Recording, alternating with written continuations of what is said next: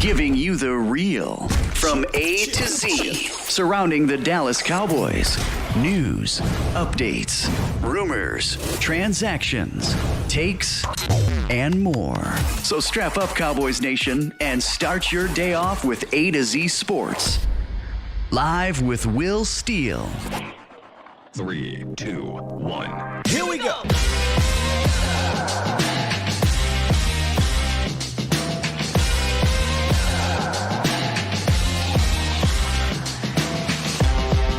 Good morning, good people. Welcome to A to Z Sports Live, presented by the Cochran Firm and Boston Scientific. I am your host, Will Skywalker Steele. It's a good day today. We got a jam-packed show. The Cowboys are hosting a big player, literally, to come in to hopefully boost the offensive line. Of course, we're going to talk about that. The practice squad has been finalized, so we'll get into that a little bit if we can, honestly, if we can. And then the Cowboys made a small signing. They made a small signing yesterday to go on to their practice squad, so we'll touch on all of that in the morning roundup. Also, Michael Gehlken of the Dallas Morning News will be joining us at the top of the hour. I'm excited about that. One of the best covering the Dallas Cowboys since he's come over to Dallas a few years ago. So we'll pick his brain about what's going on inside the Star and with this visit with one Jason Peters. Right? So we'll get into that. We got film we're going to look at. I watched a couple games of Jason Peters yesterday, and I got to say, I got an apology. I'll talk about my apology in the roundup. But before we get into all of that, shout out to the Bomb Squad. Bomb Squad! I see y'all in the building. So, like I said, we got Michael Gehlken at the top of the hour, and I want to make sure that we're able to get through this first part of the show before we speak with him and come out of that and get to the second part. So, man, if you got some questions, maybe I can read some in the chat to him later on. But I got a handful I want to get to with Mr. Gehlken later. But real quick, man, shout out to all of our sponsors. And we do have two new partnerships that is starting today throughout the season. Boston Scientific, which we'll get into later. And then DFW Turf. As you can see down there, the DFW Turf ticker will be happening all season. They're the #1 artificial turf installer in the DFW area. So we're excited for that. Shout out to Nick. Shout out to Zach. Shout out to the squad for continuing to put in some hard work for the A to Z Sports Live morning show. But all right, Cowboys Nation, we already almost 200 deep in here. I think we got some good stuff today, some good stuff, and I'm just ready to kind of talk Cowboys football as we ratchet up here for the Buccaneers game. But did you notice something before we get going here? Did you notice something?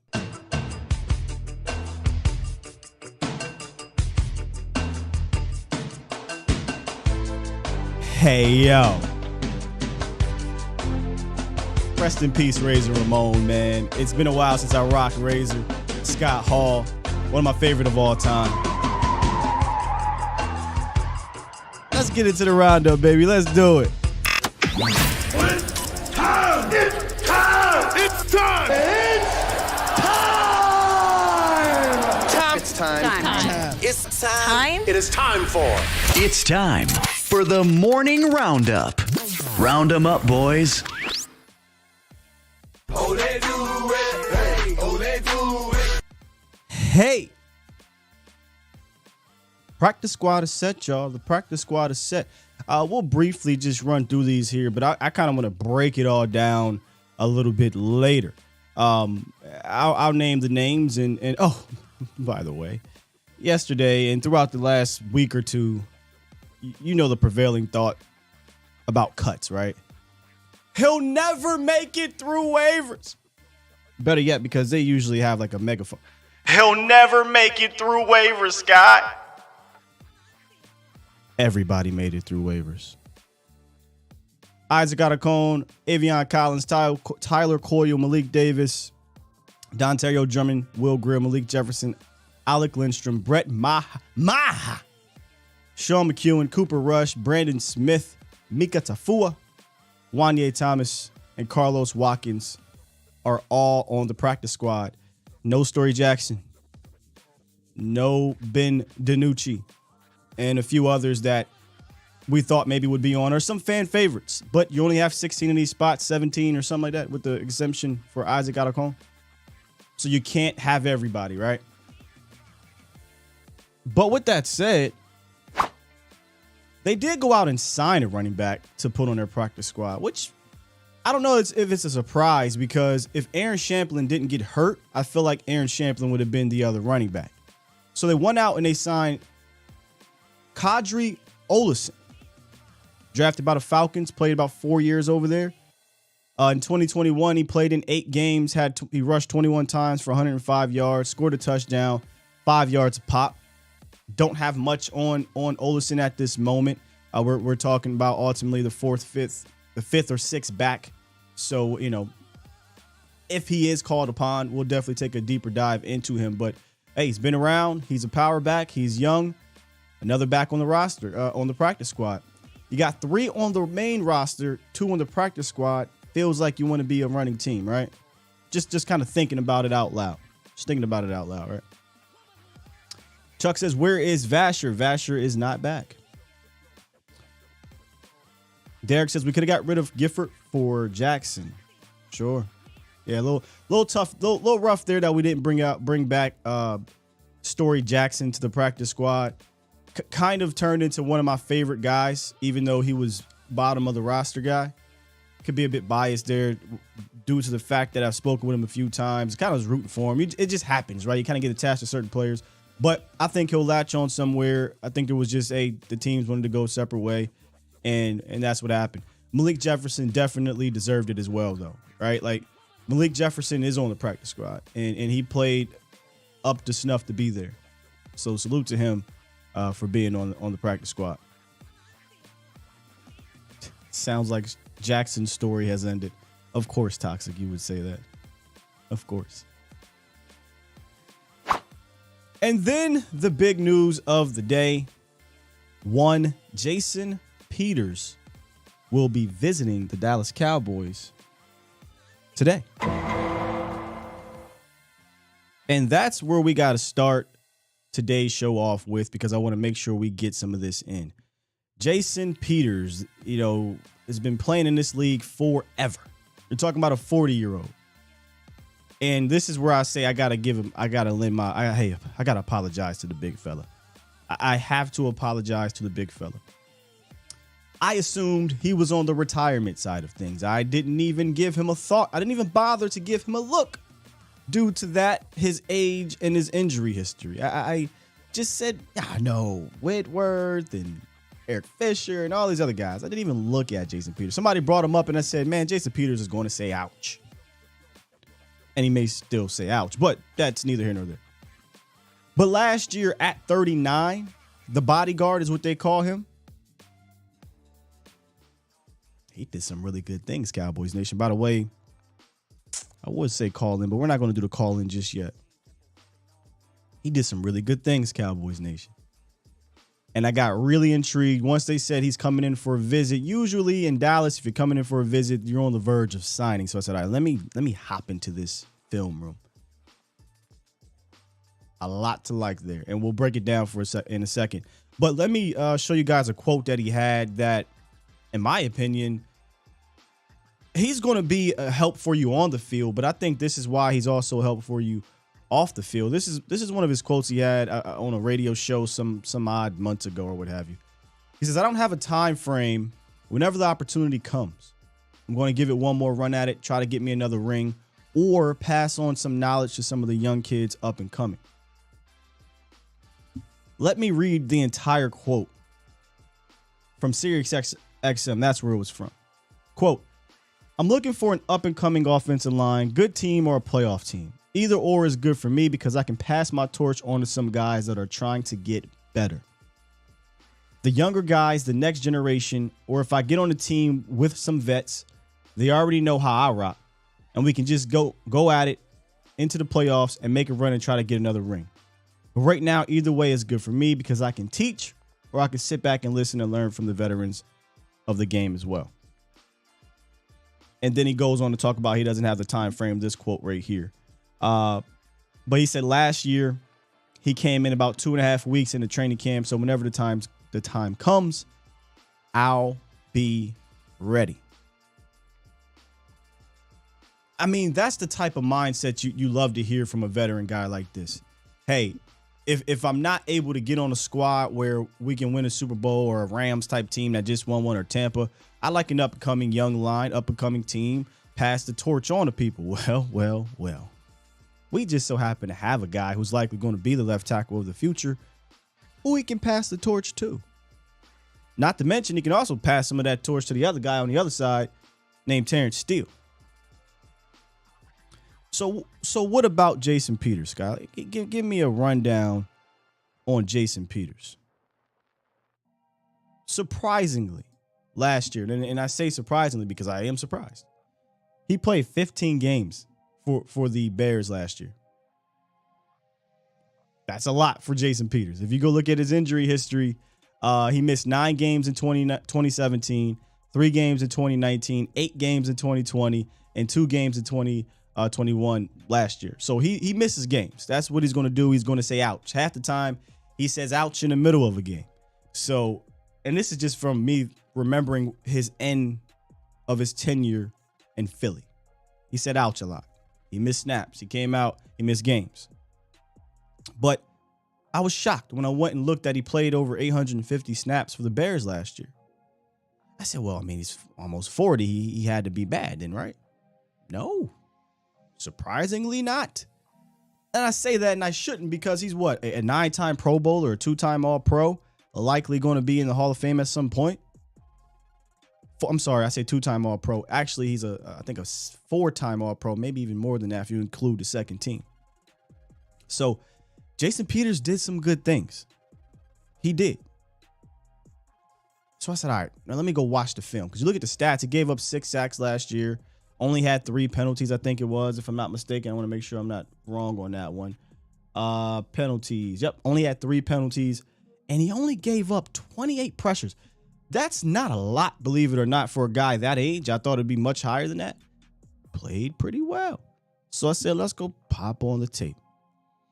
And I went and watched the Arizona game, and I went and watched the Bengals game all the way through. Both of those games for different reasons. I wanted to get a game at the beginning of the season because I'm like, all right, and he's older. How did he come out? Did he come out with that adrenaline? Did he come out with that old man strength? And was it just because of that? Well, he played pretty damn good against Trey Hendrickson. And that might be an understatement. He blanketed Trey Henderson.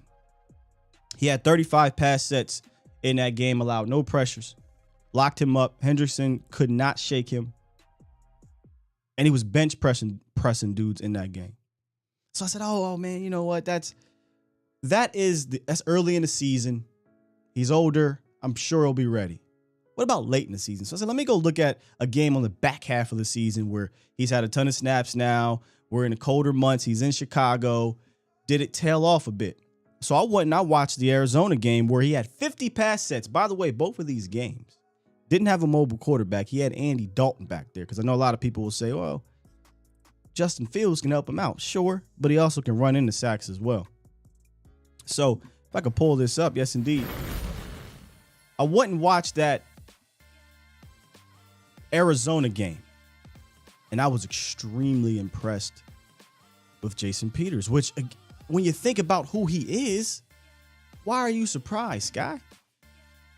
The dude is renowned for his skill, even at that age. But anyway, he had 50 pass pro sets in that game, allowed 1 pressure.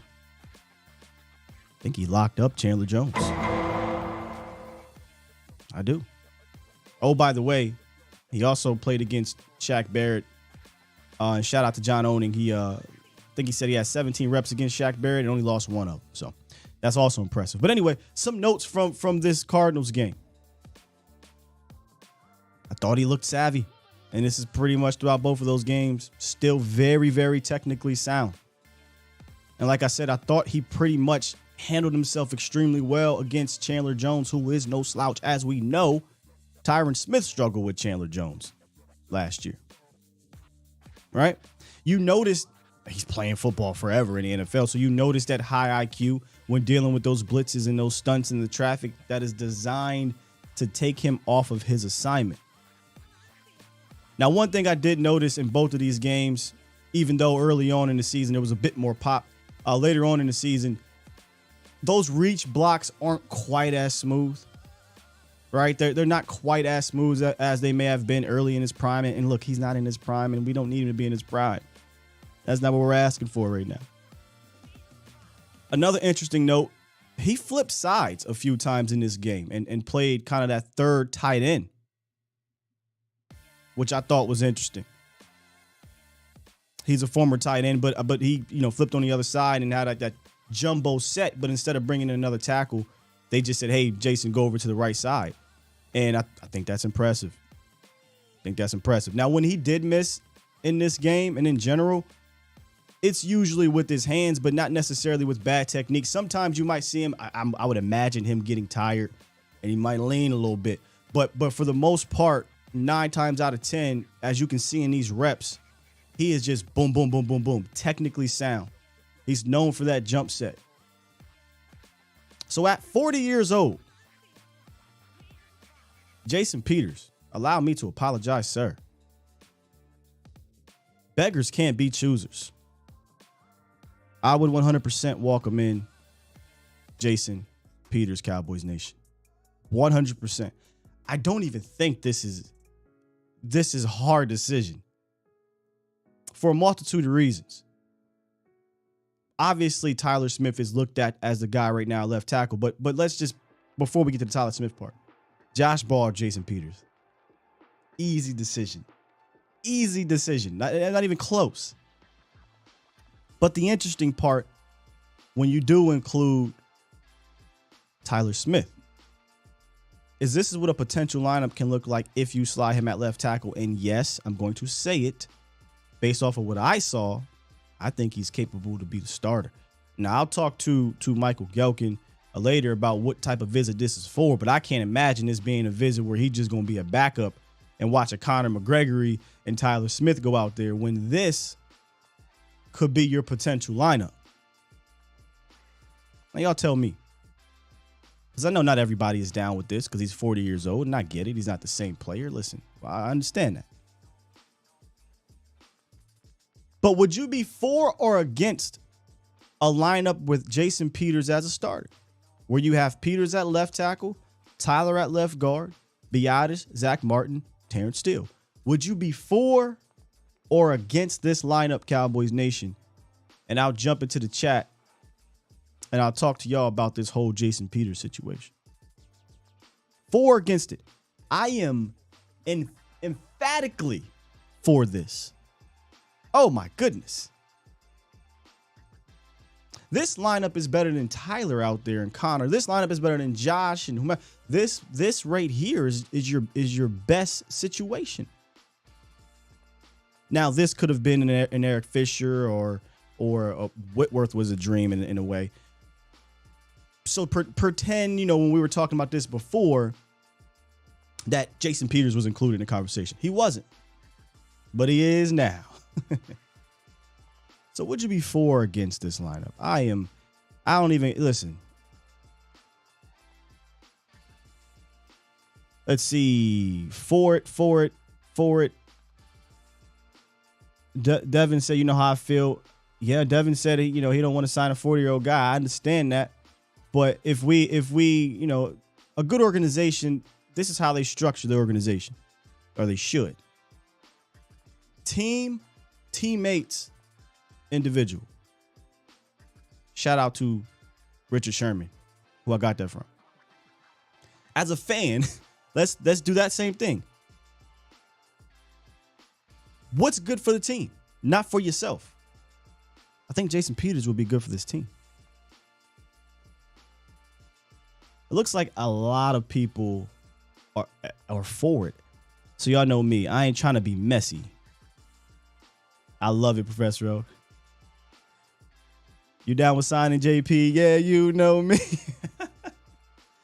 I ain't trying to be messy, but I do love to hear the other side. Are there people that are not for bringing in a Jason Peters? King Element said this is solid AF. I like it. I think I like it more because Jason Peters played in 15 games last year. That kind of blew my mind. Not going to lie to you, because I thought Jason Peters, oh yeah, I know he got signed by the Bears. I know the Bears aren't that great. He didn't play that much. Of course, I didn't watch the Bears, so I had to go look it up. And I'm like, wow, he did. And he played well. So a lot of people are for it. Lord Nova, appreciate you for the super chat. Super chat. Says, Sky, I'll take him easy. No brainer. 100%. It's good. Lee said 4. 100%. Even if he plays for half a year, he would help Smith greatly. Dom says, please stop with Fisher. He's washed. Yeah, Fisher's not even a topic of conversation. The reason why we brought him up is because Fisher was the other free agent out there. So I'm not sure if anybody's in the chat talking about Fisher or not, but we're talking about JPP. Mark Smith says that's a Mahler unit right there. Let me go back to that. Now I'll tell you this, from the games I watched, I actually like JPP. I almost said JPP. JP, Jason Peters, better in the pass blocking department, more so than the run blocking. But that doesn't mean he didn't do some good things there. But that's a big boy, man. He's, as broad as we say, that's a thick guy. It's a big dude. And then you got Tyler Smith next to him. Both of those dudes are just got a nasty mentality. They call Jason Peters the bodyguard. I mean, what are we doing? What's his penalty count? 3 penalties. 3 penalties he had last year in 15 games. Now, throughout his career, he's been a guy that's been flagged a good bit. I mean, probably averages about 7 penalties called on him a year, but last year only 3. So I'll take that. Better than anyone healthy on this team right now. Indeed.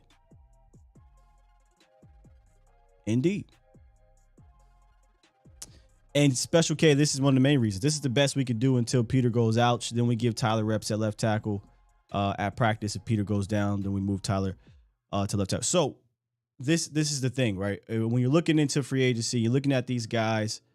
Again, I didn't even put Peters on when we talk about our list. I didn't even think about Peters because I thought he was done. But he absolutely is one of the best guys left out there, and a way better option than what you have at this moment currently. I don't even think that's up for debate, right? I don't even think that's up for debate. But what I want to talk to Gehlken about is how is this really going to work? Because we elected to do this a little late, which, let's be honest, Peters likely wasn't going into no team to be strictly a swing tackle. So a guy like a Peters, a guy like, not that Whitworth was available, but if he was a Whitworth, a guy like, it sounds like Fisher, these guys don't think they wanted to come in here and be backups. They wanted to compete for a starting job. So it wasn't like you can go sign Peters to be a swing. I don't think. Maybe he would have elected to do that. Maybe that's something they'll ask him if he comes in the building. But so I'm not knocking them for attempting to bring in Peters now. I don't think they could have got this guy in July. Nor do I know I don't know if he wanted to even do a full training camp with all that traveling. You know how these veterans are. But I wonder if they're going to do the same thing they did with Anthony Barr, where he's not going to just come in here right away. Maybe he goes on the practice squad. I don't know. And they give it about a week or so until they're ready to, put him in the starting lineup. What would I do? Listen, I want that guy out there week 1. I'm going to just be honest with you. I don't know how realistic that is, given that we're a week and a half away and he's just coming in for a visit today, which means he likely won't be implemented into anything until next week if he's signed. But that's how I would want to do it. I would love to have him out there against Todd Bowles, who is a really damn good defensive coordinator, who's going to play some games over there with your left tackle who's already going ouch. Right? So that's what I would do. Super chat. Mr. Bruce Wayne, appreciate you for the donation. He says, we are a left tackle away from a deep playoff run. It helps. It absolutely helps. Chris Romero. I maybe would rather have Fisher than Peters. Based off of last year, Peters was better.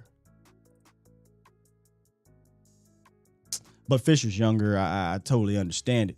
But I'm okay with this. I'm perfectly fine with this, given the fact that he's not still recovering or trying to bounce back from a major injury. I'm fine with this, honestly. I'm way behind here. Super chat. Hamzone71, appreciate you for the donation. He says, can't hurt. And let me get all the way down to the bottom of this. Okay. Professor O says, my Magic 8 Ball says, yes, they will sign him. I don't see how they don't. He played for like $1.3 million last year. Jason Peters ain't going to cost you much. Now, yesterday's price might not be today's price given the situation with Tyron Smith, but it ain't going to cost you a lot. And I saw somebody say, well, Scott, well, they didn't say it to me. They said it on Twitter.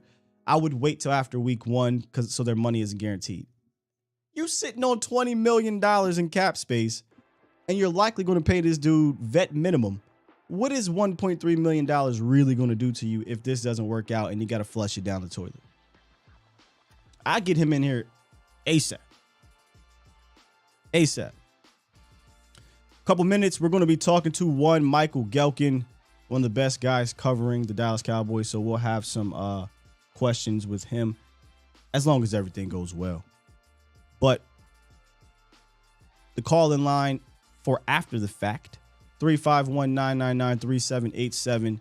I definitely want to get you guys' thoughts on how you feel about this Jason Peters signing. I'm going to try to start practicing this kind of get in, close it, and get out thing. So after Michael Gehlken, or while Michael Gehlken is here, make sure y'all come through if you want to chat and talk about this. Mel says, wait till after week 1 and lose your QB for the season. Dumb logic. Well, yeah, if you think something bad will happen with Dak week 1, sure.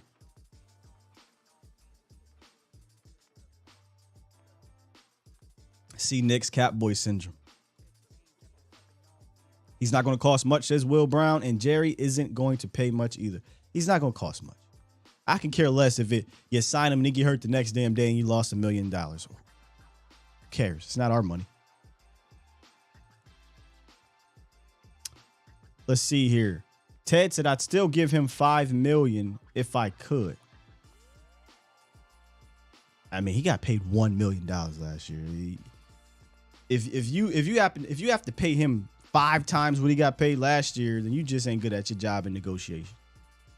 You just ain't. Oh, by the way, before we move forward, did you guys hear about the Denzel Mims thing? Hell yeah, we desperate, JoJo. I mean, have you seen the lineup?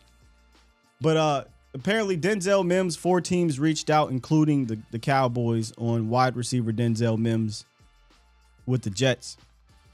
And the Jets and Joe Douglas were asking for a 4th round pick for Denzel Mims. Before we go forward, would y'all would have traded a 4th round pick for Denzel Mims? I think I'm with you, King Element. I don't think I would have did a 4th round pick for Denzel Mims either. Honestly, I don't think so. But all right, man, let's hit the phone lines and get the one, the only Michael Gehlken in the building. How does it, sir? Hi, thanks for having me. Good morning. How are you doing? Man, I'm good, Mike. And first off, let me just give you your flowers for the amazing work you do covering this team, and as a noob down there in Oxnard, for helping me out when I was a part of that media day, man. Thank you so much. No, you got it. Thanks for. We're glad you could join us. It was fun having you there for a couple of days. Yeah, and I tried to tell the fans here, you gave me that nudge to ask that question, so there wouldn't have been a question, y'all, if it wasn't for Mr. Gehlken. So. But all right, Mike, listen, with the initial 53, it's evident the Cowboys seem to be doing some gymnastics and maybe even beyond this week and leading into the season. So I wanted to get your take on a few of these potential moves, starting with this visit on Jason Peters. First off, can you give us an update on Jason Peters visit? Sure. So Jason Peters is in town. He's visiting the Cowboys today.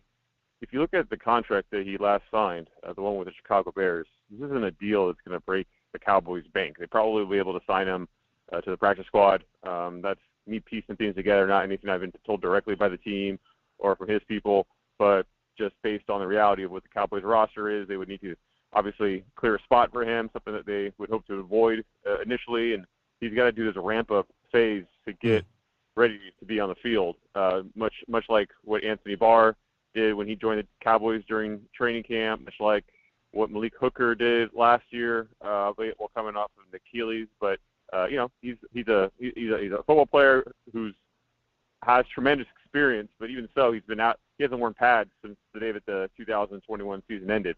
So I would expect the Cowboys to be careful with them in terms of just ramping them up as they do with any player, and probably my guess is that would happen while he's on the practice squad. There you go. And then his future will be on the 53, and they'll have to make a move there at some point. But I don't know if it's anything that would force the Cowboys' hand right now in terms of disrupting the gymnastics act that's already taken place to assemble the 53 as it presently looks. Yeah, you had a tweet about what the roster maneuvering could look like with if a Peters was signed and if an Olesen was signed. Can you explain that to the fans? Yeah, sorry, I'm having trouble hearing you. Can you repeat that? Sorry, I said you had a tweet where you explained on Twitter about the roster maneuvering. Can you explain to the fans what that would look like if Peters was signed and Olesen, the running back, which I believe has been signed, but you can confirm that, from the Falcons? Sure. So if the Cowboys were to sign Jason Peters right now, and let's say it happens to the practice squad, you'd be there. The practice squad would be full with the addition as well of Kadri Olesen, former Pittsburgh running back, who spent first few years of his NFL career with the Atlanta Falcons. So your practice squad is full. You can only have a standard elevation. Allows NFL teams to move up to 2 players every single week of the regular season from their practice squad without exposing that players to waivers after the game. So the Cowboys, as their roster stands right now, they can elevate Cooper Rush week 1 and have a backup quarterback. They can elevate Brett Maher week 1 and have themselves a kicker. Those 2 moves would be the Cowboys' standard elevations for the week. If they wanted Jason Peters to be up as well, they couldn't standard elevate him from the practice squad. The only way he's playing is either if a player has COVID, then it could be COVID elevation, which wouldn't count as a standard elevation, or you sign one of those 3 practice squad players, let's say it's Jason Peters, to the 53-man roster, which means you're going to be clearing a spot. You're probably going to try to not waive somebody. You probably want to cut somebody. So you're asking yourself realistically, who's a guy who's got at least 4 years of NFL accrued experience who would be able to not go on waivers, the guy who's not going to play a whole lot against the Buccaneers, and we'll just drop him for a week and kind of take it day by day after that, and maybe kind of go from there. So what that looks like, if it's be Terrell Basham or whomever else it would be, you could do like a short-term release and bring up a Peters to the 53, and then kind of decide what you do with that player on Monday. That's hopefully I answered the question as best I heard it, but that's kind of some of the gymnastics that can go into how you make Jason Peters work in the short term. You briefly touched on the quarterback situation, where right now they have just 1 quarterback on the roster, Dak Prescott, and then 2 on the practice squad. Is there a belief they're going to roll with this for a few weeks? Is that a sense you're getting, and they'll just do the practice squad call-up eligibility thing, or will they eventually put Cooper Rush on the 53-man roster? So they'll be able to standard elevate Cooper up to 3 times to begin the season. So you could keep Cooper Rush in your practice squad week 1, week 2, week 3, and then for that week 4 game against the Giants, I believe, you're going to have to permanently elevate him by signing him to the 53-man roster, and that would be the future. You keep Will Greer down there as a number 3 quarterback. He's fine there. There's no pressure for the Cowboys to move him up eventually, as long as they're not using up to standard elevations. So that's kind of the situation as it'll be. So you'll have up to 3 weeks of Brett Maher, the kicker, and Cooper Rush, the number 2 quarterback, jumping up to the 53 via standard elevation, and then at which point the Cowboys will have to sign them to the 53. Now, what does that mean? Do you just simply release Jake McQuaid and then start using his 3 standard elevations? You could. By that point, if injuries have started to happen and you have players going on IR, that's a very straightforward situation where, you put a player on injured reserve, you suddenly have a 53-man roster spot up. Look, we got a kicker and we got a quarterback who have no more standard elevation, so let's bring on up for good. So those are some of the, options the Cowboys have down the road. That's where we're headed. But right now, I think they're playing it exactly as they should. Now, Jerry mentioned the other day that Tyler Smith had a little high ankle sprain, but both Tyler Smith and Stephen Jones said, I'm good to go. He's good to go. Did you get a chance to check him out yesterday, warming up? How's he look? How's he moving out there? Yeah, he looks fine. Tyler Smith, he'll be physically ready to play week 1, to start week 1. I don't sense a whole lot of concern from the Cowboys over the injury, other than it cost him developmental time. And that is something that I remember saying to Calvin Watkins, my colleague. We had like a Twitter space the night that the Cowboys drafted Tyler Smith, and I said one of the most important things for Tyler Smith is just to stay healthy, because he is going to need all the developmental time that he can get. Where this draft pick can go awry, and fortunately the Cowboys have avoided it because it was a minor injury, but what can go awry is if he doesn't get the opportunity that he needs to just develop. We all know that he's not a finished product, and nor should the expectation be for a player drafted number 24th overall to be a finished product. He's got to work on, his hand placement. He's got to work on, his eyes, his vision, his hands and his feet working in unison, all these different things that actually he's come a long way with in a short amount of time, even before the Cowboys drafted him. Just the training that he was getting and improving on some of those technical aspects of his game.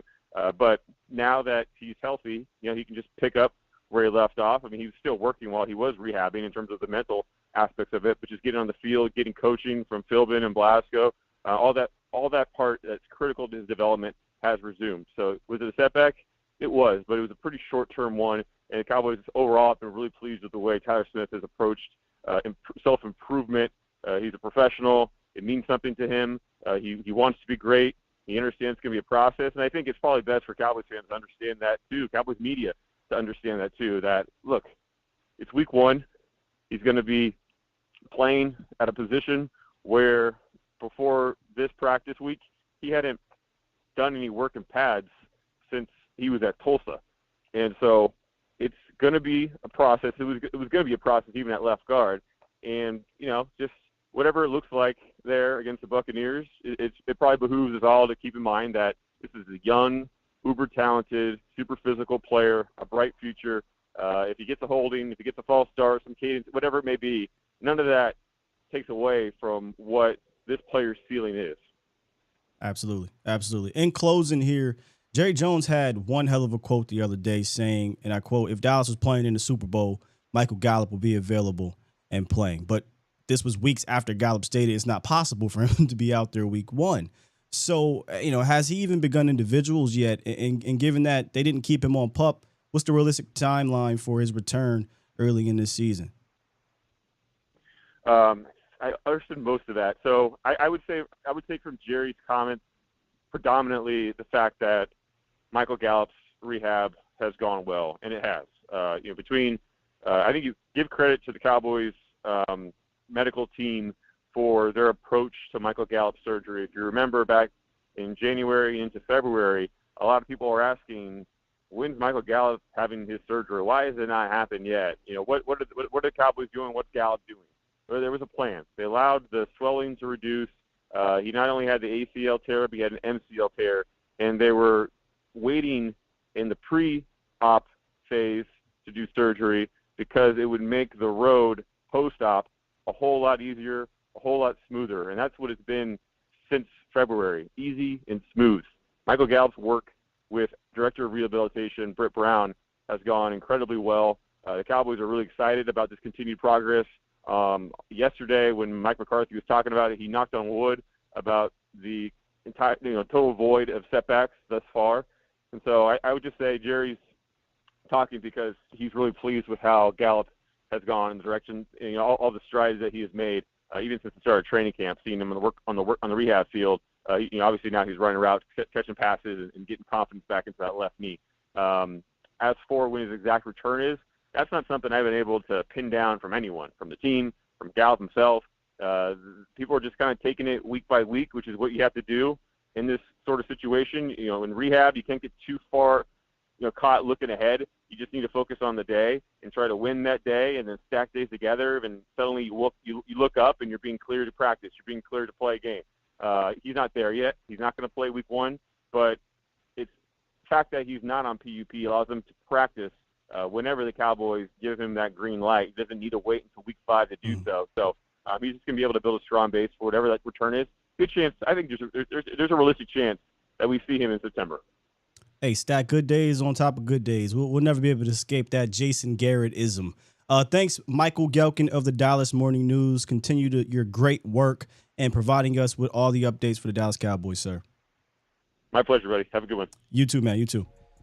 Michael Gehlken of the Dallas Morning News with a fantastic call and update. Y'all, drop some fire emojis in the chat if you enjoyed Mr. Gehlken coming through. And I just love how he's in.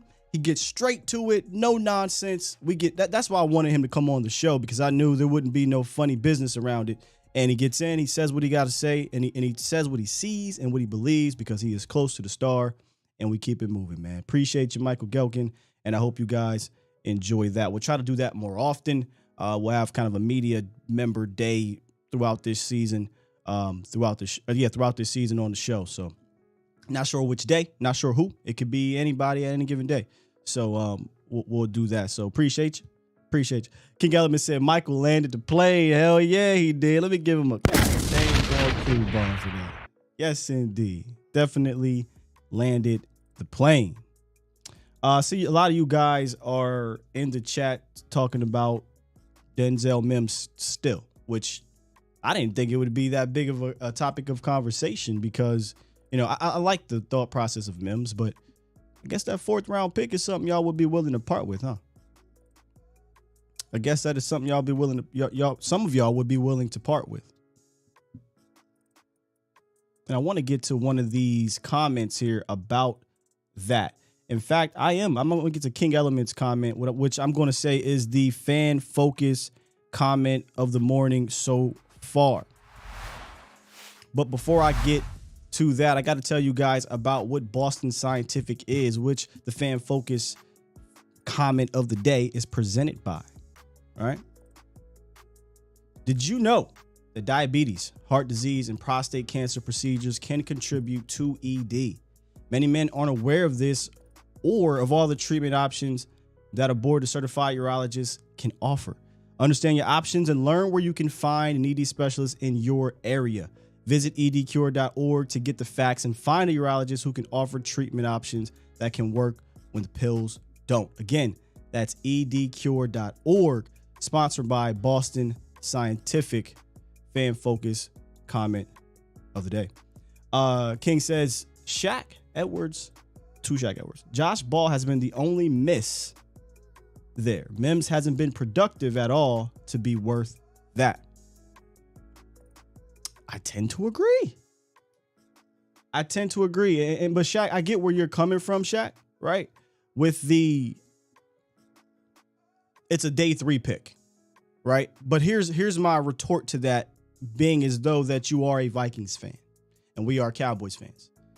Day 3 picks matter on this team.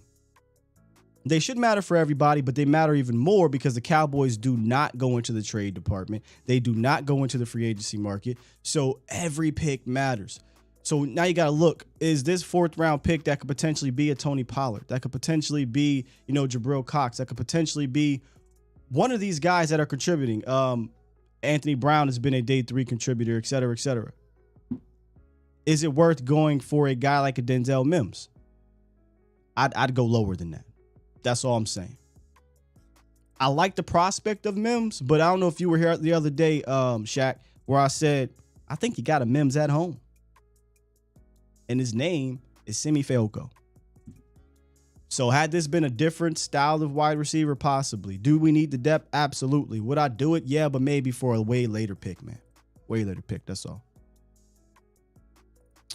All right, let's hop back into the phone line. So far, so good today. We had Los on hold before we had Mr. Gehlken come through. What's up, Los? Good morning, Scott. Good morning. I just want to say one quick thing. Sure. Question.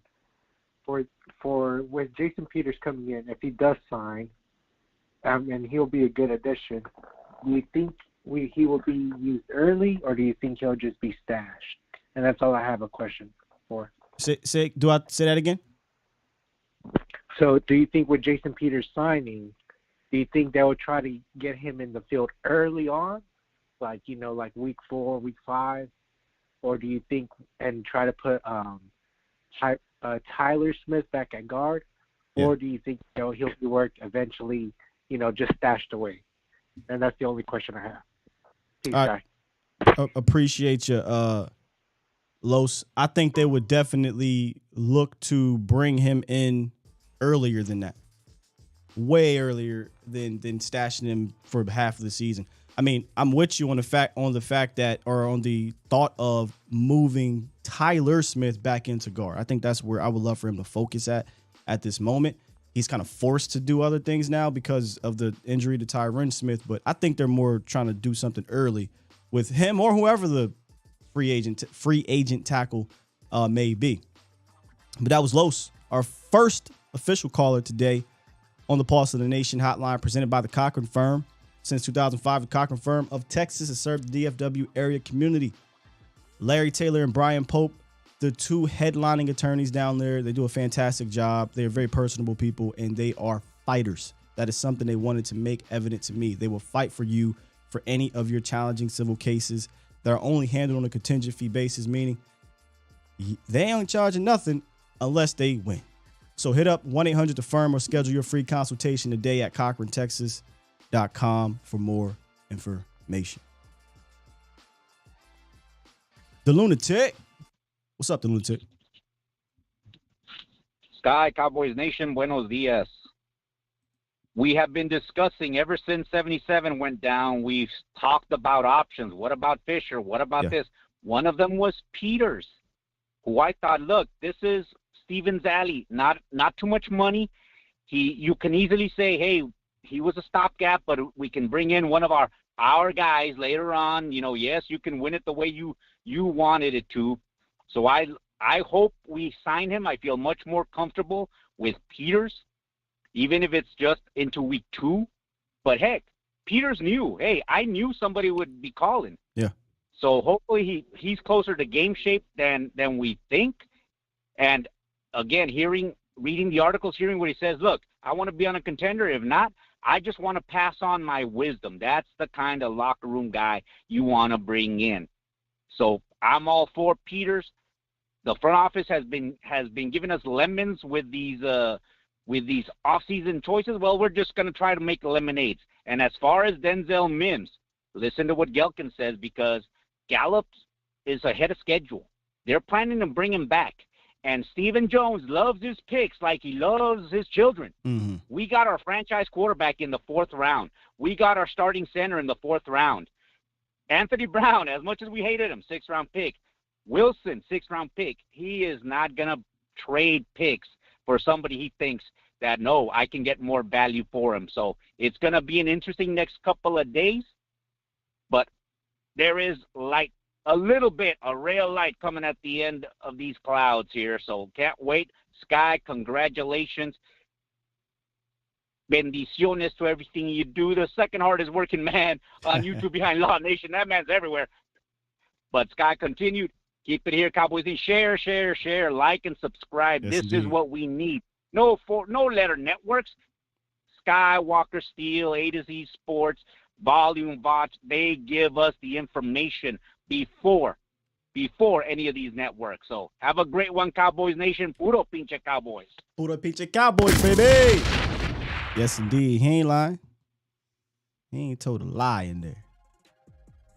Makes a good point about the trade with Denzel Mims. I didn't even bring up our franchise quarterback, 4th-round pick Dak Prescott. It's just we're different here. We value these picks. Maybe only one or two other teams have that same type of they put that same type of importance in their picks like the Dallas Cowboys do. So I feel like if you're going to do it, it got to be for trading the 5th-round pick for an Amari Cooper. I'm just saying. Yeah. Jay said all of a sudden the 40-year-old wants a quick check.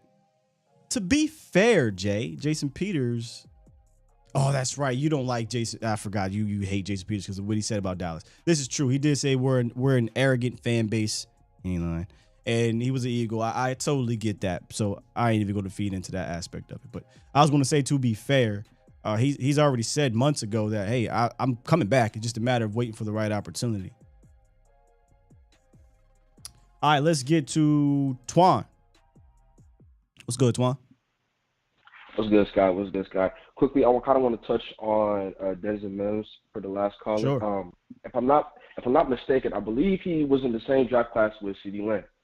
2020. Now I'm elaborating on that. I'm not gonna lie. If we really wanted Denzel Mims over CD, I think we would have taken him. But obviously, we know who the better player is as it is right now. But wait, Twan. No, I don't think anybody's saying anybody wanted Denzel Mims over CD Lamb, though. Right. True. But I was like, I was gonna elaborate on a point though. I was saying that, like, the realistic facts. Let's say we do get him. Do y'all really think he's really gonna eclipse, or like at least maybe he might be wide receiver 2 or wide receiver 3? But do y'all think he's gonna have the same production, or like at least contribute in a way when we're about to start the regular season? So looking back on it now, I kind of see why the Cowboys didn't want to pull the trigger, because he's really not really worth that fourth-round pick, because, again, we do value our own drafted talent. So, yeah, that's just where I'm standing on it. And as far as Jason Peters, you asked me a question. You go, let me. What is it? Is you said, is he really worth? Or is he going to eclipse what? What is the number, or what is the comparison? Eclipse what? What he did with the Jets? Yeah. Oh, absolutely. He had like 200, 300 yards with the Jets. He's coming here with Dak Prescott. I think he would eclipse what he did with the Jets. But to your other point, is he worth the fourth? That's more debatable than it. Will he eclipse 300 yards? Like, 100% he would eclipse that. But yeah, as far as Jason Peters though, and I'm gonna say this now, and this is what I truly believe. Who's calling me now? Uh-oh. You in class?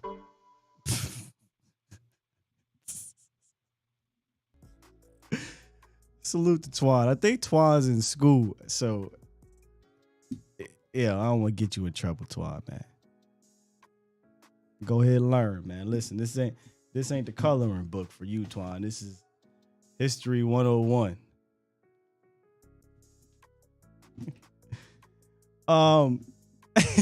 Shaq, I ain't trying to get nobody in trouble. I've been there, man. I told y'all the stories. I used to go in the judge's chamber.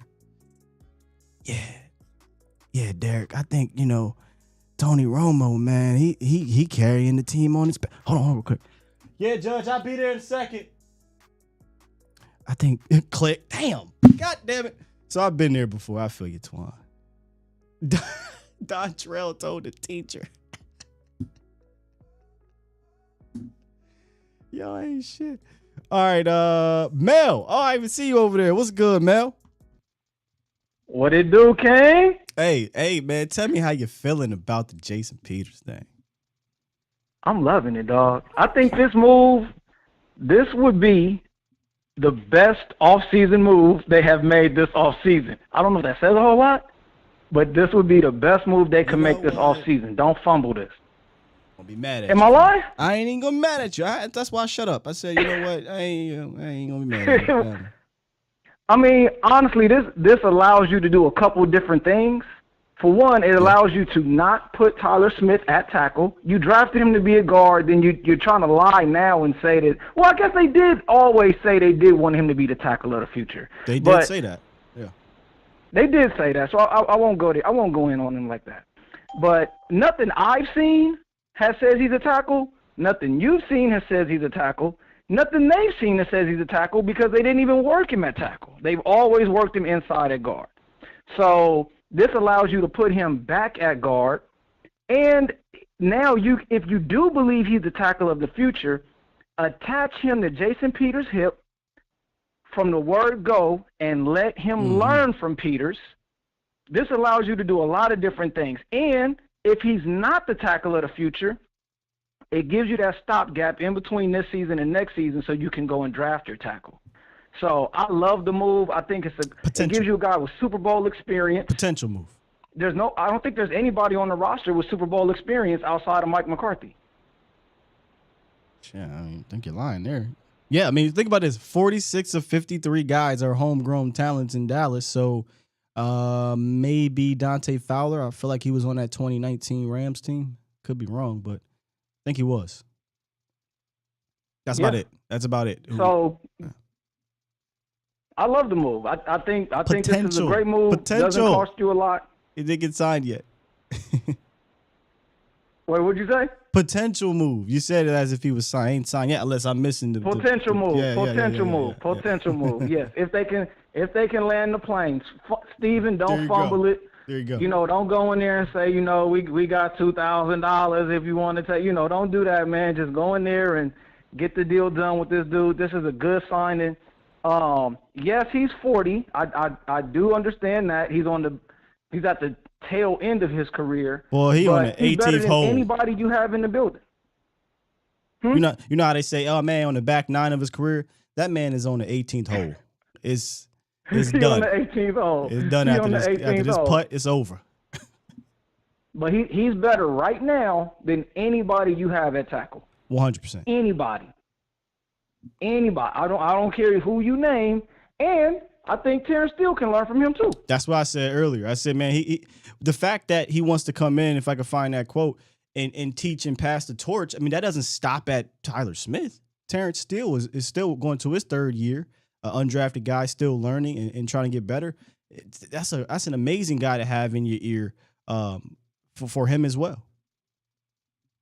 I love it, man. I think this would be definitely potentially the best move they could make this offseason, man, if they can get it done. We'll see how it goes, man. I'm going to run in and run off of here because I got somewhere to be. But great show, man. I'm going to go back, tap in, and so I can hear the Gehlken interview.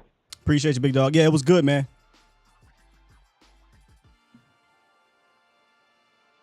Big sauce. Jason's on the 19th hole. Hilarious. All right, I'm going to lock these phones up because they are definitely filling up here. We got 4 more to get through. And that is plenty enough. So what I actually might do, since this thing is moving pretty well here, I might go ahead and save the breakdown of the practice squad situation for tomorrow. I mean, that's the beauty of being diehard, degenerate Cowboy fans. We could talk about the practice squad, but I don't want to interrupt this talk here about the potential of a Jason Peters and what it can mean. And you guys got a lot to say. So before I do that, do got an announcement. I do have an announcement. The fantasy, and we got a lot of people up in here, so I'm hoping everybody that's involved in this is live right now and watching. If not, I hope they run it back. The fantasy participants have been chosen. We got the 10 that we needed. Let me pull up this list here because some of the names, I got to read some of the emails. And here they are. We got the 10. So salute to these 10 who joined the fantasy draft, which will be tomorrow, 7 p.m. Central, live here on this channel. More information should be sent to you guys shortly. Like, we should have this actual draft up on Underdog Fantasy, hopefully today. But we got my guy G from Harrisburg, 717. Raul got skills. D Troutman, which is Demon T Man, 717. Lone Wolf, 12.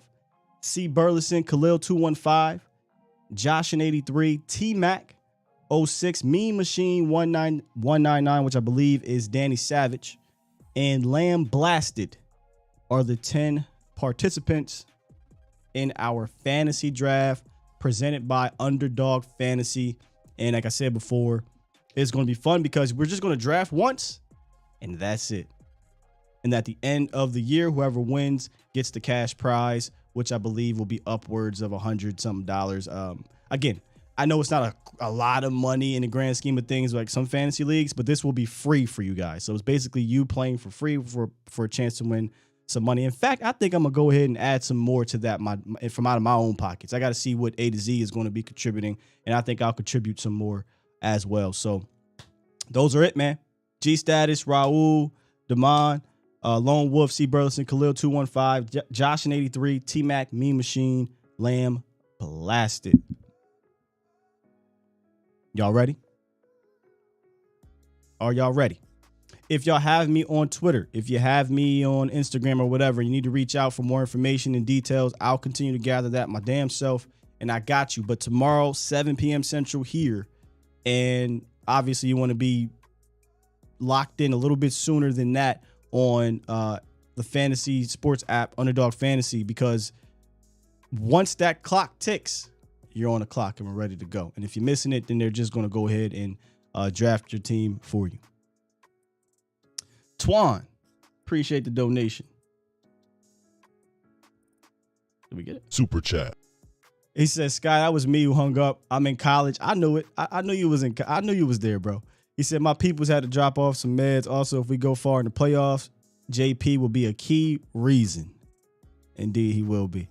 I knew, bro. I remember talking to you a while back about how you was in school. So I hope everything is going well with the school. And I completely understand, man. I completely understand. Maisha. Super chat. $5 donation. Thank you. Says, should Tyler Smith focus at left tackle reps or left guard reps or both? We still need depth at both positions. Well, if Tyler Smith is going to be your left tackle, me personally, I think they need to just go ahead and put him out there now because he needs to be ready for week 1. But if they look at Jason Peters and be like, man, he's in better shape than I thought for a guy that hasn't done anything, football related in the last few months, and they think they can get him ready for week 1 and put him back at left guard. But it's also a catch-22, right, Maisha? What if Jason Peters goes down?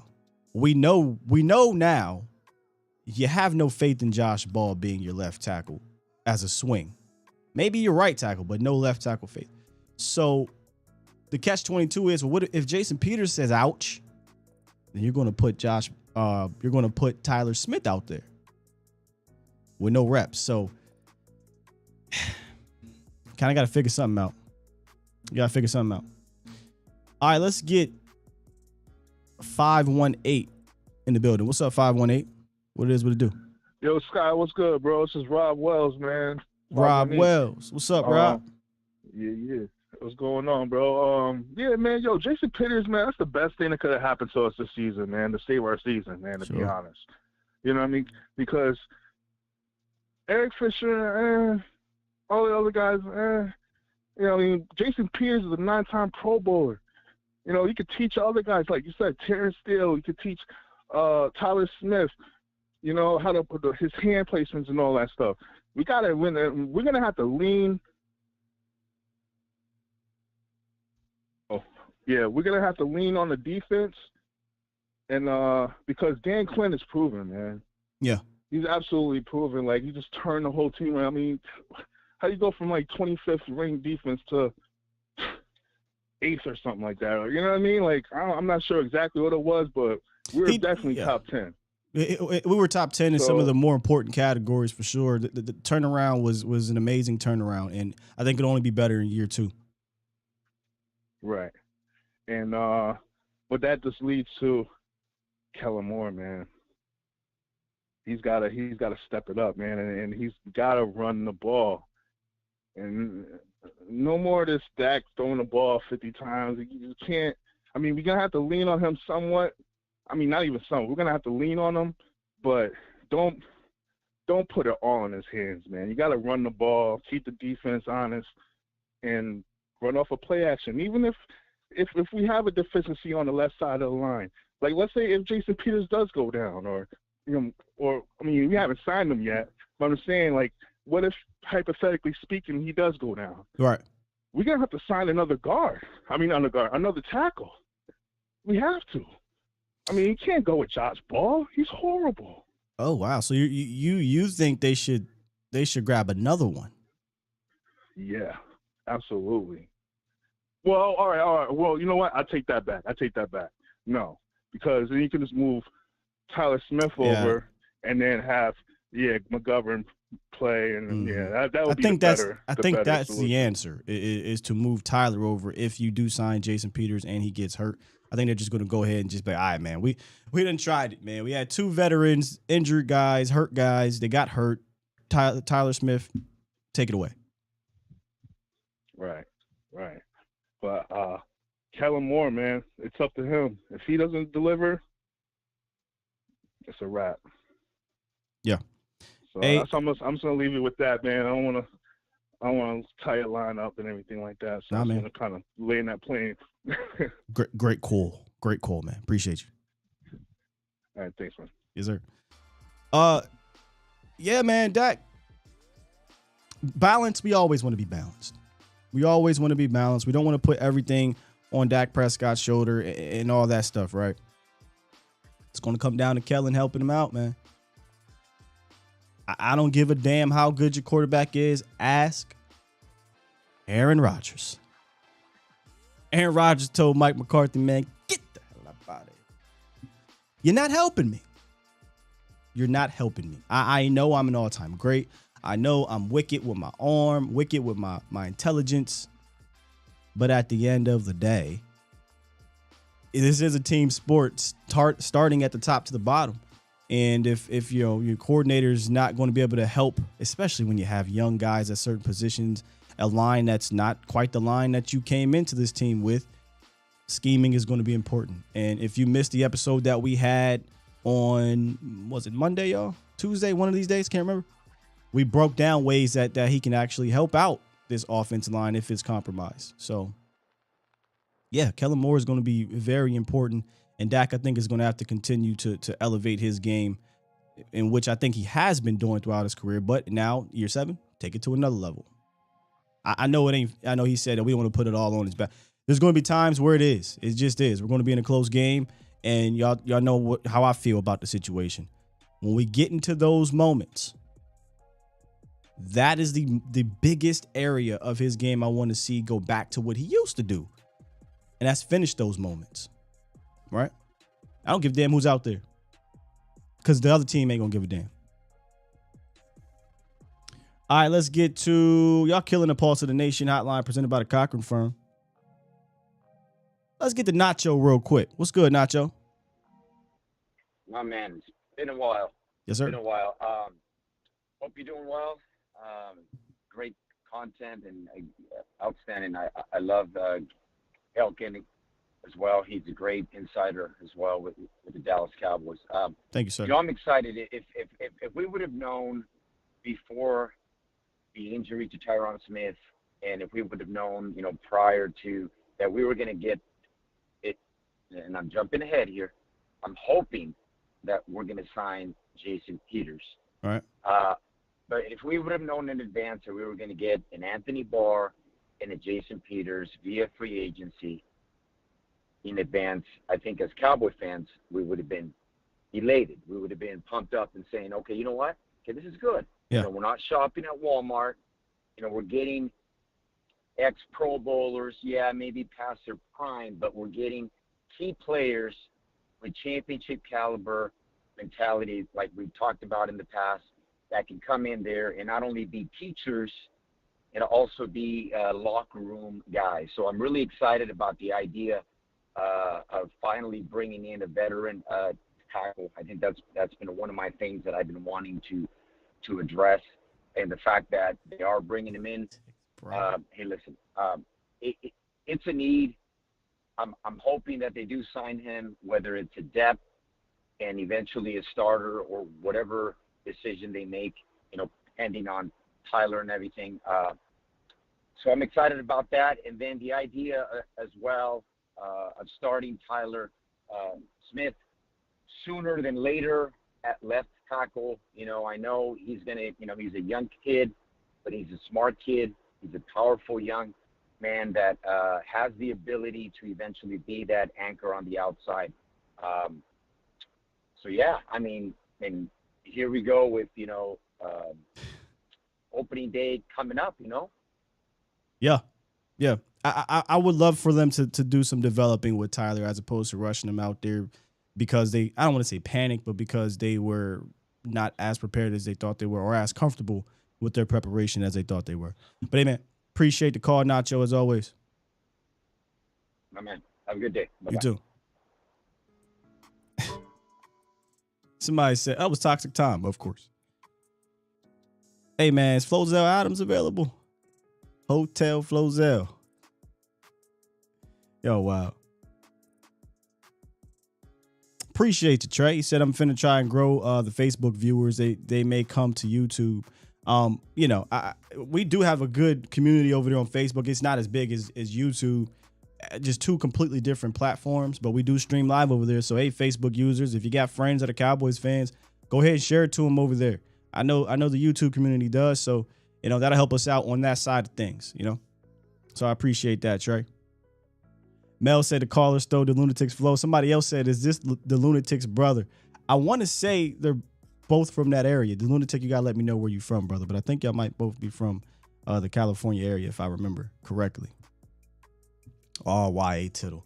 Joey Villa. So that's how you know you were an original here. Y.A. Tittle was hilarious. Where you at, Marv? All right, let's get to my good brother from Reading, man. What's good, man? How you doing? Hello. Yes, sir. Hello, how you doing? I'm good, sir. How are you? Hey. Okay. I want to say that Jason Peterson, that's going to be a great sign for us. There's a couple reasons. First of all, he's already a Hall of Famer. And he's going to show that line, the toughness, because we like toughness on that line. You know what I'm saying? He's one of those brutal linemen. And then also, too, he's going to help Tyler Smith with a lot of things. He's going to put him underneath his wing and get him right.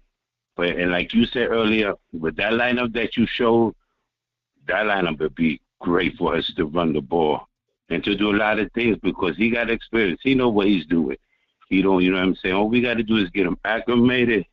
We're going to be all right with him. But that's all I got for today. Still have a blessed day like always, and hope your show keep on progressing. And God bless y'all. You know that. Dallas Cowboy Nation, let's go. Let's go. Appreciate you, good brother. Yeah, he said this lineup right here that I have on the screen, Jason Peters at left tackle, Tyler Smith, left guard, Tyler Biadasz at center, Zach Martin at right guard, and Terrence Steele at right tackle will be a good lineup to run with. Don't think I don't disagree. I know I said earlier I like the pass rep film better than the run blocking film with Jason Peters, and maybe it's just because I just like to see those battles, right? And it's a bit more fun.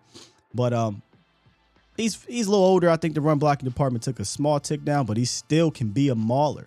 And I think he'd get excited playing next to a guy like Tyler Smith who can do some mauling things as well. So this makes me feel much better, though, about running to either side than if it was Tyler at left tackle and McGovern at right guard, which I think I have that lineup right there. This would be the projected starting lineup week one if there is no Jason Peters, or even if there is a Jason Peters. Tyler, McGovern, Tyler, Zach, Terrence. I feel better about the others. So let's go ahead and ask y'all. Since we're here, we're about 15 minutes away from ending this show here. Here's what I'll do. I'll open the lines back up. I'll leave them open till 9:50. Which lineup? You got this one. Tyler, Connor, Tyler, Zach, Terrence. They can get with this. You can get with that. You can get with this or you can get with that. You can get with this or you can get with that. You can get with this, but this is where it's at. Yeah, man, this is this lineup right here with Jason Peters. Easy peasy, right? All right, we got somebody that jumped in. 917, what's up? Hey, how are you doing, Steele? I'm good. How are you? Good, man. I was psyched about the Peters coming in, but my question is, even though he's a veteran, do you think he's going to learn the offense in 8 days? I mean, he hasn't been in camp. Is he going to be better than Ball right away? Well, I mean, not that Ball is great. Well, sir, I will take Jason Peters on 3 hours of learning over Josh Ball for 6 months of being on his team. 12 months, 24 months, whatever. I would literally be in a huddle like, hey, JP, I just need you to just block, and get to the second level, and then I'll say the rest of the play to everybody else. I'm being funny, but I'm serious. I would definitely take Jason Peters right now over Josh Ball. I don't give a damn how long it takes. But the question isn't Josh Ball or Jason Peters, right? It's Tyler Smith week 1 or Jason Peters. Wait, say it again? It's Tyler Smith week 1 or Jason Peters week 1 on limited reps.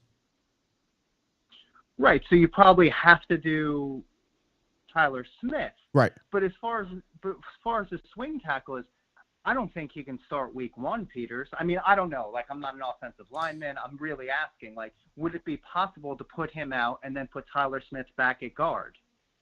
Is it possible? Sure, it's possible, but is it likely?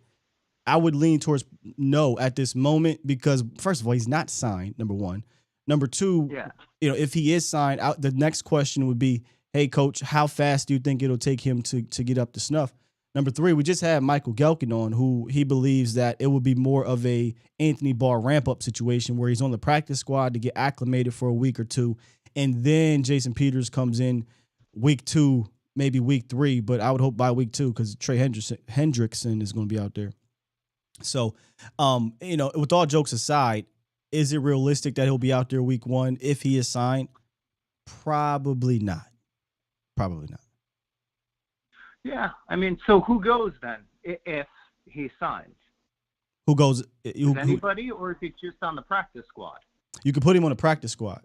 They have a weird spot open due to Isaac Alarcon being if I'm not mistaken, cool. being and I could be wrong. Somebody can fix this for me. But I thought that if he is a international player, he's in that program, he doesn't count against the roster. But according to Gehlken, they can put him. They can put him on practice squad. So 16. Yeah, and then I want to switch gears to another. Sure. I heard somebody, I forgot, interesting, say Malik Turner is available. Why not bring him back? He was good last year, and he plays special teams. I mean, listen, I'm all for bringing back Malik, 100%. Ain't got to tell me now who you cutting. No, just asking you who you cutting out of Malik Turner. I know that's the problem because I forgot. I guess it was on one of the shows where they showed Houston blocking a gunner really well, so he can do that. Oh, they ain't cutting. But Houston. I don't want to give up. Yeah, I don't want to cut Houston either. I don't know. I mean, I think Simi Fajoko's overrated, but I'm in the minority, and plus maybe I'm. I got you on the horn. I got you on the horn now. No, you ain't going nowhere. Wait a minute, right in this moment. Sit down. Can I ask you, sir? Yeah. First of all, what makes Simi overrated, given that he's probably your 4th receiver on the roster at this moment, and he was a 5th round pick, but that's neither here nor there. And what is the problem that you have with Simi Fehoko from a player standpoint? Nothing really. It's just there's so much hype about him, and I haven't seen all that much. Brother, I'm like the only one hyping. I'm like the only one hyping Simi up. I feel like I'm the only one doing it. I mean, I'm not there. I haven't seen a lot of practice reps, but just by the numbers and in the games, it's and plus I'm just partial to the undrafted guys as opposed to they come in. So if I have my choice between an undrafted guy and a regular drafted guy, I'm always going to pick the undrafted. Oh, you always going to – I got you. Okay. Yeah, it's my bias. Gotcha. As well. But, I mean, I guess he's fine because I don't really want to give up anybody on the receivers. It's a hard thing to come in. But then maybe you can't do it, right? Did we re-sign C.J. Goodwin and all those other guys back to the roster yet? Yes, sir. McQuaid, C.J. Goodwin are both signed back to the active 53-man roster. Yeah, maybe there's no room for Turner, but he did do some good things in the receiving last year. I mean, in the regular season, granted, I think 3 of the touchdowns. The conference has been locked. Was finished, but he still got open and caught the ball. So I don't know. He did. Hey, man, appreciate it, man. Good call. Yeah, take care, man. Love the show. Thank you, sir. I thought for a second there he was going to go to the Noah Brown thing, and I was going to do a little segue about the Noah Brown thing. So Noah Brown yesterday, they asked about Noah Brown. He said, hey, man, he's having a great camp, which he is having a great camp. He's gotten smaller in a good way. He's lost some weight to get quicker. Looks better than he's ever looked as a pro, which is true as well. But then he was like, Man, what else can I say about Noah Brown? He's one of the punt protectors or gunners on special teams. And I'm like, damn, that's kind of crazy, man. Our wide receiver 2 is our punt protector and gunner for the first couple games of the season. But I think they're doing that because they don't expect Noah Brown to be the wide receiver 2 long term. So I thought he was going to bring up Noah, and I was like, oh, they're not doing that. And I knew they weren't, but that was kind of a name I brought up yesterday that I would do so. But you know, they love their guys, man. They do, and it takes a lot for an outsider, which is weird because Turner's not really an outsider. Was here for the last few years. Yeah. But Noah Brown, man, your wide receiver 2 going into week 1. I don't know who 443 is, so I want to save that for last. So let me get Magic City Marv in the building. Magic City Marv, what's up? Hey, what up, brother? How you doing? I'm good, man. How you? I'm good. My starting lineup would have been McGovern in the center with Peters, Smith, Tyler, and then, Steele and the president. That would have been my starting lineup. So just swap McGovern for let me pull this up. You want to swap McGovern for Biotish? Yes. And that would have been the mash unit. They'd have been running all over people because all the tight ends could block, the receivers could block, like you say, Noah Brown could block. Man, woo! I'm talking about. B47. Woo! I was about to. You see what I'm going? Yeah, I was going to say, hey, dog, you might want to take a sip of water, man. It sound like, yeah. Nah, I just woke up. I figured Marv done woke up, rolled over, and said, let me call Steele. Yeah. Yeah. But you see what I'm saying? I see what you're saying. Man, that was. I would like what's my man's name? Not McGovern. Fournier. Collins. Oh, Fournier? Yeah. Yeah. I'd love to see even Collins. I see. They brought Collins back. Oh yeah, but they brought Collins back to be as a tackle. I'm talking about the center position. Oh yeah. I'm talking about. Yeah. I would take Jason Peters over Collins. Too. Yeah. I'm talking about that's the man shooting. I'm talking about I run a game. Oh my God. And you talking about that 12 personnel, they don't know where we coming from. I was about to say, I was about to keep telling everybody, the guy's not gonna have 1,000 yards. Who? 86. 48 and 49 Schultz. gonna have at least 500 other yards. But Marv, you ain't saying nothing crazy. Cowboys tight ends don't usually have 1,000 yards unless you're Jason Witten, and he only had a few of those in his career. You know what I'm saying? Yeah. I'm just saying, but I heard everybody on the talk show, they kept saying, oh, Schultz gonna have 1,000 yards. He's gonna be the number 2. It's kind of tongue in cheek though. Like what we're saying is get ready for Schultz to have a lot of production this year. And if you don't believe that's the case, then you're just ignoring what's happening at practice in the way the roster is built right now. The roster is built offensively to go through 21, the tight end, 20, 88, and 86. I'll give you the name. C.D. Lamb, Dalton Schultz, Tony Pollard, and Ezekiel Elliott.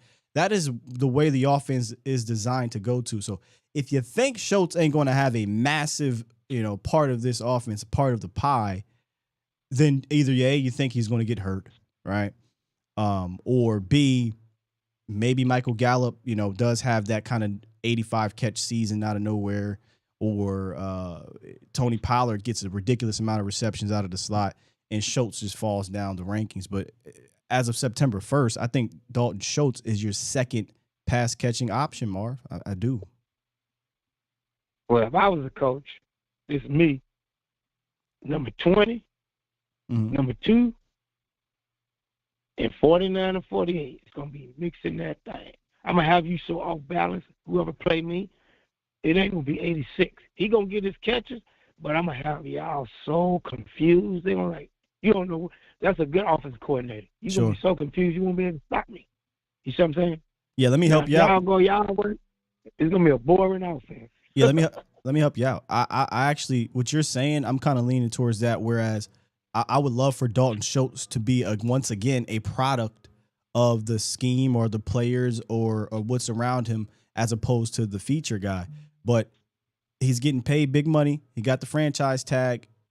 He said he's improved his blocking, and I want to see if he's improved even as a pass catcher. Because if he has, then maybe he can be a feature guy. But that's to be decided, man.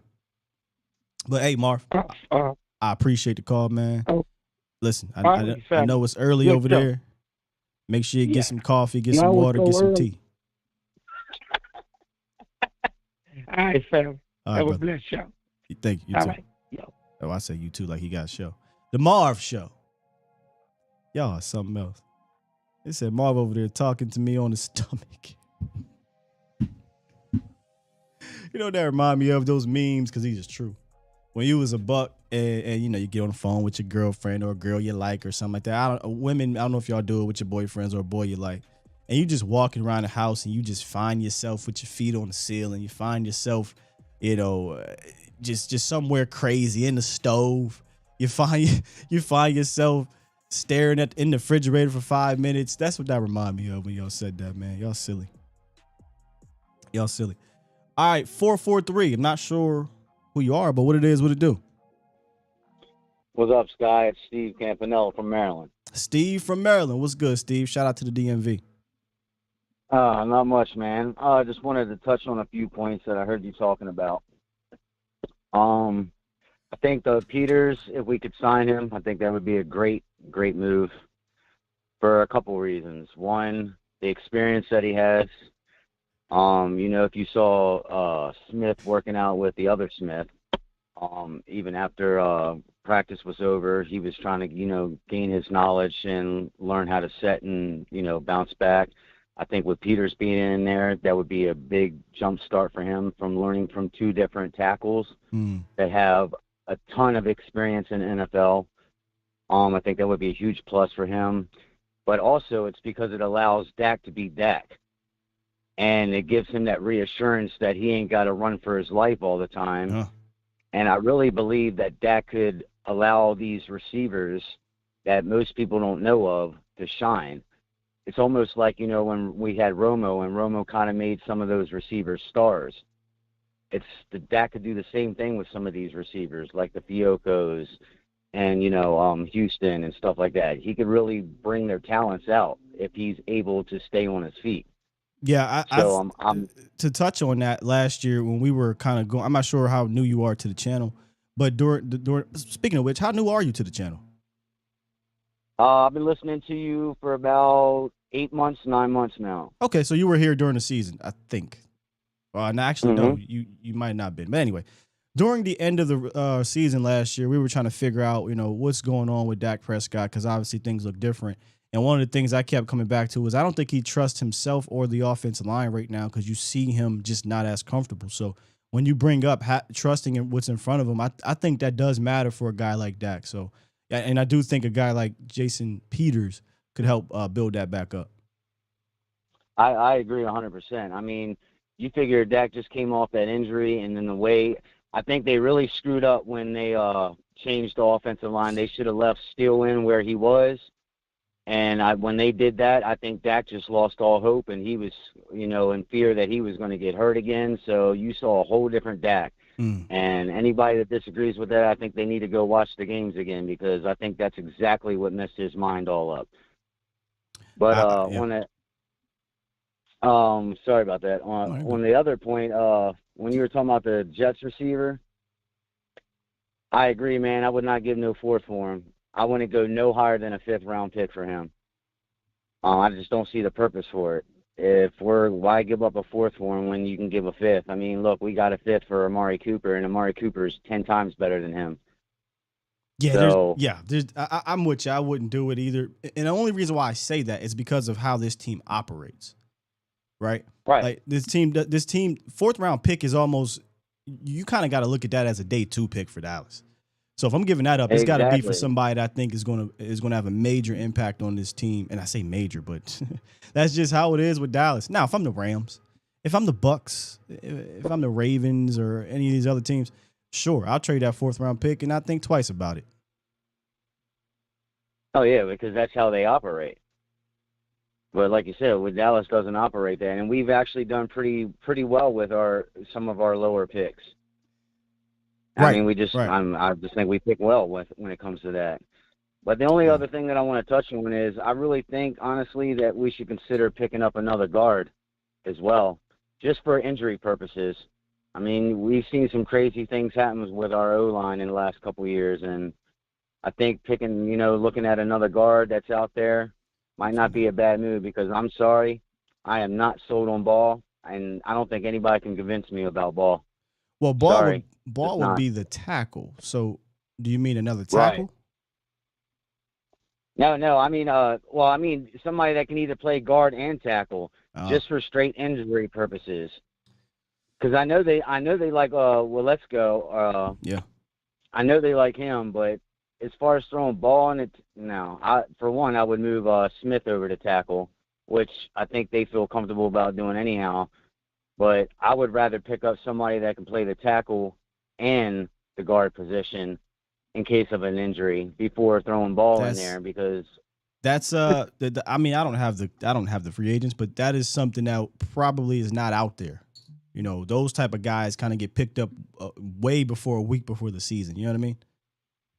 Because that's valuable. Yeah. If you can play outside and inside as opposed to just being a swing interior, I think it's a bit more difficult to be a swing tackle and guard. That's kind of hard. So I don't know if there's anybody out there that can do that. So if you're looking at a guard, I think I personally like Matt Forniak. Maybe it's the grass is green on the other side type of situation, but I think Matt Forniak and McGovern are your guards. Tackles, I'm with you. I'm with you in the sense of Josh Ball still scares me as a swing tackle. Here's the hope though. If I put on my Jerry Jones hat, my optimistic half full, not half full hat. You got Jason Peters. He stays healthy until Tyron gets back, and then when Tyron comes back, Jason Peters is now your swing guy. Exactly. That I would go with 100%. As less as I could put Ball in the game, the better I would feel about that. 100%. I mean, I hate to say it. I hate to say about that. I mean, and the shocking thing to me was when I was watching the last preseason game, he actually looked pretty good at first, and then it just like he went off into a different zone or something because he started falling apart. I have it the opposite way. I thought he looked terrible at first, and then he went to the right tackle, and I was like, he looks competent over there. But hey, Steve, right? Yes. Steve from DMV. Appreciate the call. Good call, brother. Yeah, brother. Keep doing what you do, and much love to you, man. Thanks, sir. All right. And that will wrap up today's Pulse of the Nation hotline presented by the Pulse of the Nation, presented by the Cochran Firm. I almost did, but here's the thing, TC915 said, I just want to hear the Vecna clock. I didn't do it because I was actively engaging him back in conversation. That is kind of anybody watch Monk where he says, it's a gift and a curse. It's a gift and a curse. I like to conversate with y'all on the phone, but then I'd be like, oh, shit, wait, man, we're getting about 5 minutes into a call. We can't have 5 minutes for every call. So we're going to have to establish some rules come next week.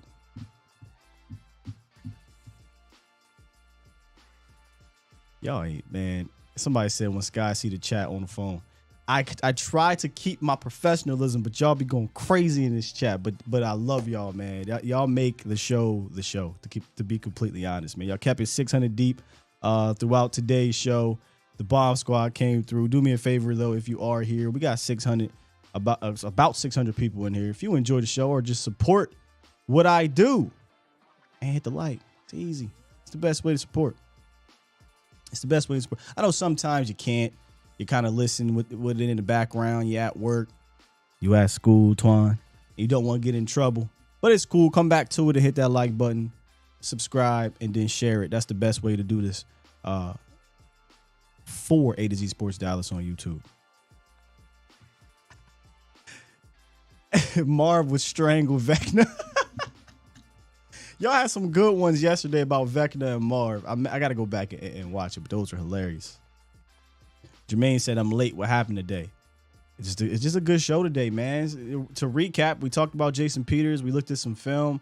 I personally watched 2 full games of them and gave my breakdown on the Bengals game and the Cardinals game. And purposefully, was it Jermaine? Yeah, Jermaine. The reason why I did those because I wanted to see how the old man played at the beginning of the year and how the old man played at the end of the year. And in those games combined, he had almost 90 pass reps. So I thought it was 2 good games to kind of watch. We had Michael Gehlken come through, give us some updates on Michael Gallup, right? Give us his thoughts on this Jason Peters situation, on the roster movement, on Tyler Smith and how he looked out there. So that was fantastic call. I will likely take out that Michael Gehlken piece and repost it probably later today. So just a really good show, man. To be honest with you, it's a really good show. Trey said, I don't need to be listening. All right, man. Any football questions on the way out, or any questions? Y'all know how we do. I'll give y'all a few more minutes before we get going, and then we'll start prepping for later today's show. We got the Vosh Lombardi live. I'm sure we'll be talking about a potential Jason Peters signing, the Jason Peters visit. Maybe we'll talk some practice squad or whatever Voch has for you guys on the docket. Y'all know it's always a good show. You can't miss the lives there. Ben Brown. It's interesting. The perception seems to be Peters would start at left tackle, but all insiders know he'd be depth/swing tackle. Is this a posture game? When you say all insiders know, who is that? Because we just had an insider on, and his prevailing thought is at some point Jason Peters can get called up to be left tackle. So is this a posture game? I think Jason Peters, they just have to wait and see with Jason Peters, right? He has to get here. How does he look? How fast can he, get things rolling? If he can get out there week one, which I don't know about all that, then I think he's out there at tackle. If not, and you're like, hey, man, we got to give Jason Peters about 3 games, and you get 3 games in and the guard, McGovern, and Tyler Smith are playing great, then you don't have to put Jason Peters in the ball game. But if there is some question marks, then I think the easy swap you do is this. You put Peters at tackle and you slide Tyler Smith in at guard. So I don't think there's a concrete answer to what he's in here to do. My thought, though, is I just can't see Jason Peters coming in here and saying, yeah, I'm going to play swing tackle behind this rookie and McGovern. That's just my kind of, if I had to guess. So I don't think there's a concrete answer just quite yet. Joey says, if Peters doesn't work out, what else would be a good idea? Just put Tyler. Is that it? Probably Tyler Smith left tackle and go sign you a swing tackle that's better than Josh Ball. Would be my thought. Toxic said, Scott, do you realistically see Tyron Smith playing again? Sitting here, y'all, September 1st, knowing what his injury is. See, I try to tune out Jerry. Jerry's so optimistic. He said, I promise you, and it might even be before Thanksgiving. He could be right. Here's what I'm gonna say, Toxic. I do think Tyron will give it a go this year. He'll give it a go. But I think this is Tyler's last year in Dallas. I tell you that. What's up, Mike Rizzo? Shaq says, look at the defensive end. Y'all play weeks 1 through 4 and think so. Y'all want Ball, Tyler Smith blocking for Dak. I'm with you. I would rather have Peters out there. I just listed the guys that Peters essentially shut down last year at 39 years old. Hendrickson, Shaq Barrett, Chandler Jones. Oh, guess who you play the first 2 weeks? Shaq Barrett and Hendrickson. Is it Hendrickson or Hendricks? I feel like I've been messing this name up the whole show.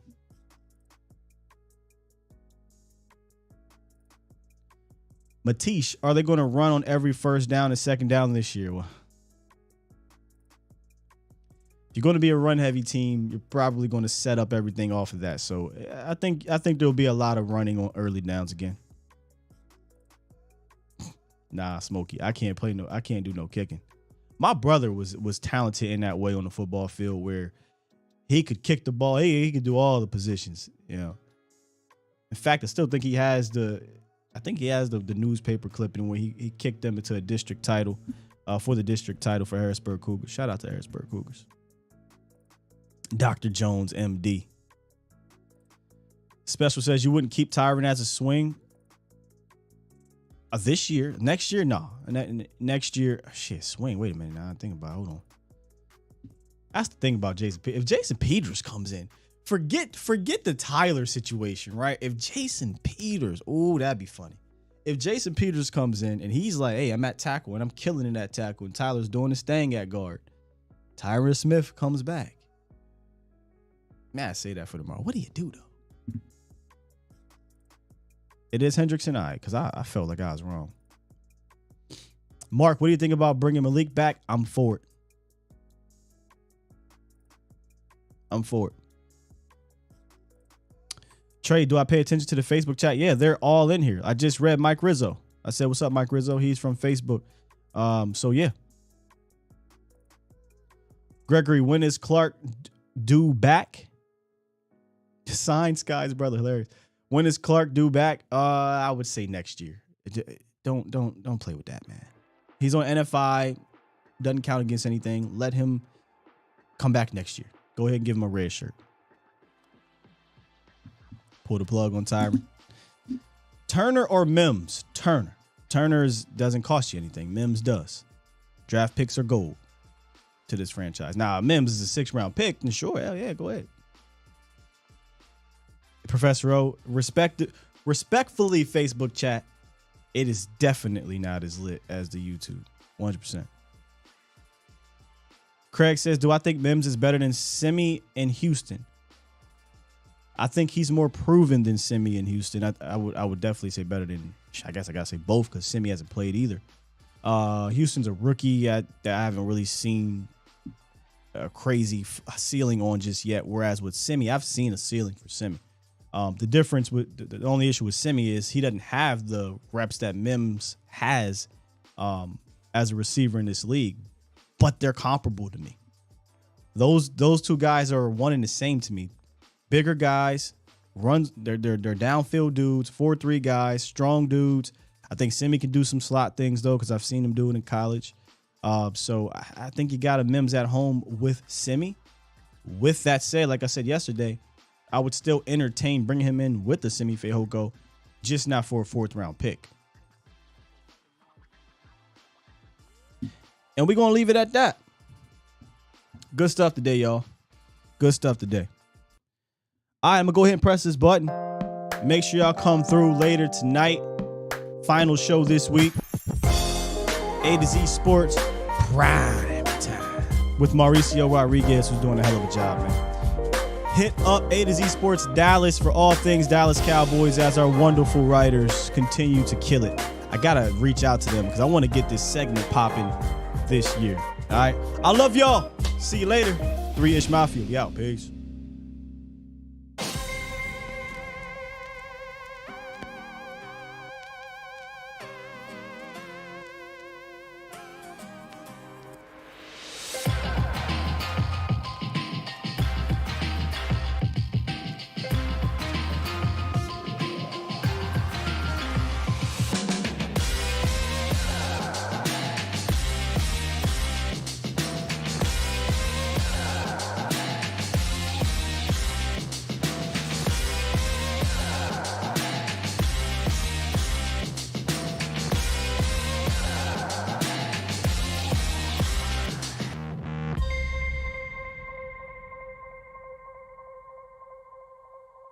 Shout out to the